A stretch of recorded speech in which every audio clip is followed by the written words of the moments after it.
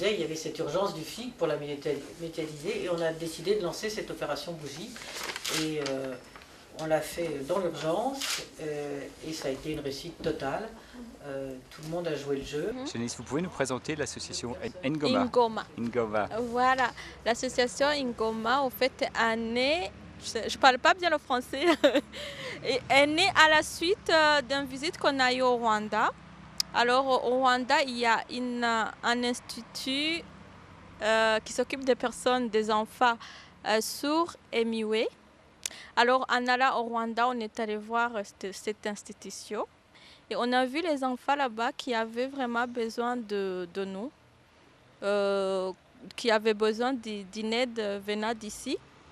Alors suite à ça, on les a attendus, on les a regardés, on a dit ok, on va créer une association pour les venir en aide, pour pouvoir survenir à leurs besoins qu'ils ont besoin.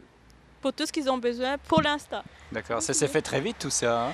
Oui, on courait avec l'OFIG, on disait il faut qu'on s'arrange pour que ça soit en même temps que l'OFIG, pour pouvoir récolter, par exemple pour pouvoir vendre ces bougies-là et avoir quelque chose pour envoyer là-bas, pour envoyer au Rwanda au fait, pour les envoyer. D'accord, alors voilà. Vous en avez vendu combien de ces bougies?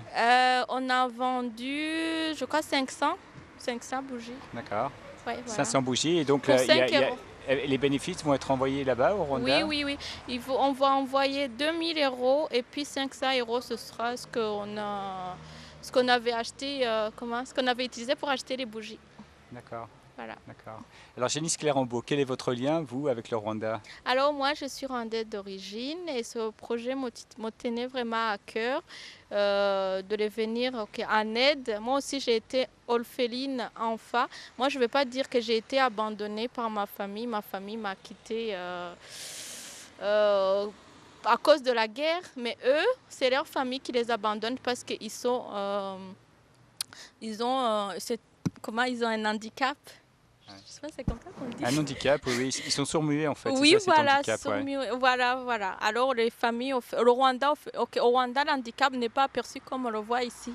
Au Rwanda, quand on est handicapé, c'est que c'est une malédiction, c'est que c'est une honte de la famille. Alors ces enfants, ils sont abandonnés par leur famille. Et ces frères de Saint-Gabriel, en fait, ils vont dans les villages pour les récupérer et les amener au centre. Et puis, du centre, des enfants, ils apprennent, je sais pas, ils ont un apprentissage ébéniste, on dit. Ils travaillent le bois. Et ébéniste, puis, oui, c'est ça. Oui, ébéniste, et les filles, on les apprend à coudre, hein, c'est ça? D'accord, oui, c'est ça. Ok, je suis anglophone, alors j'essaie de mettre mon anglais en français. Ouais, voilà, j'essaie. Voilà.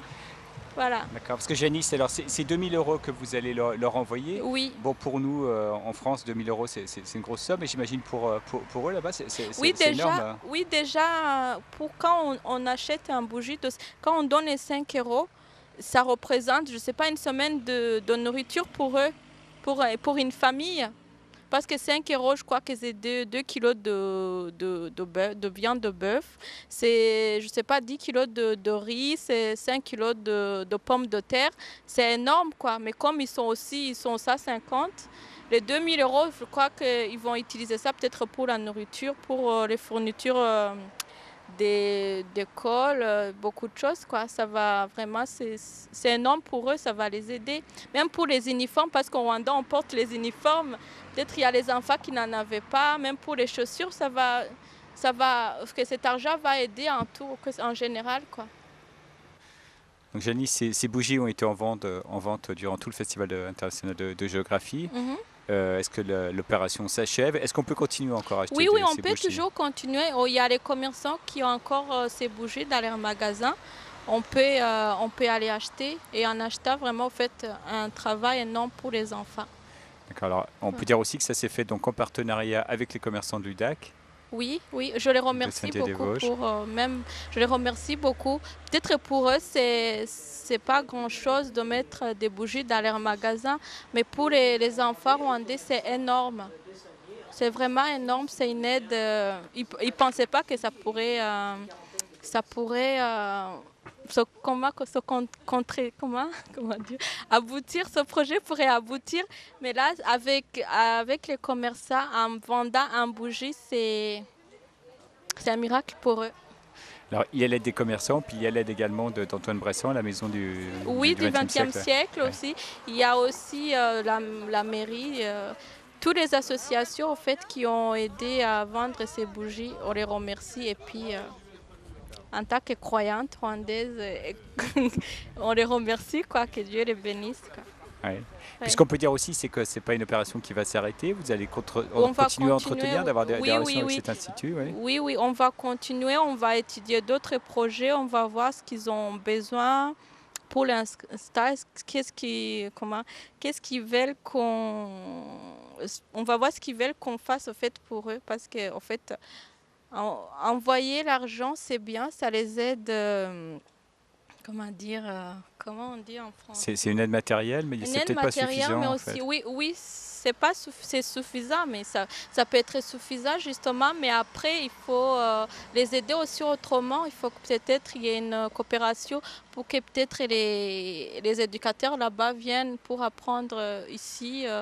Comment ça se passe ici à la maison du XXe siècle, parce qu'aussi il y a des personnes handicapées et on aimerait bien peut-être par exemple que les éducateurs là-bas viennent ici pour apprendre et puis que peut-être les éducateurs du XXe siècle aillent là-bas pour voir comment ils ont pu faire depuis 1973, quoi.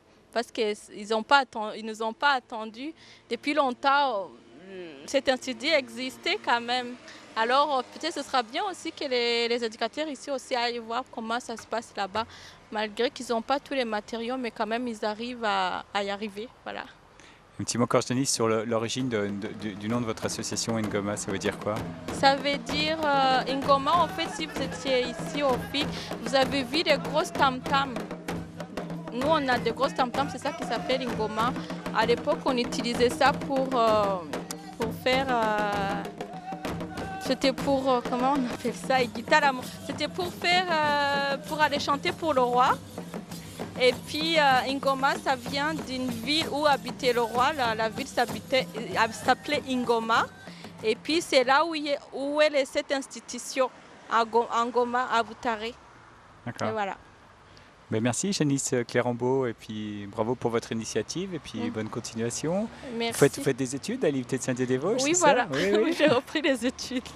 D'accord. Oui, voilà. Je suis un peu vieille, mais voilà, moi aussi je m'y mets. Super, merci. Oui, voilà. Merci à vous aussi.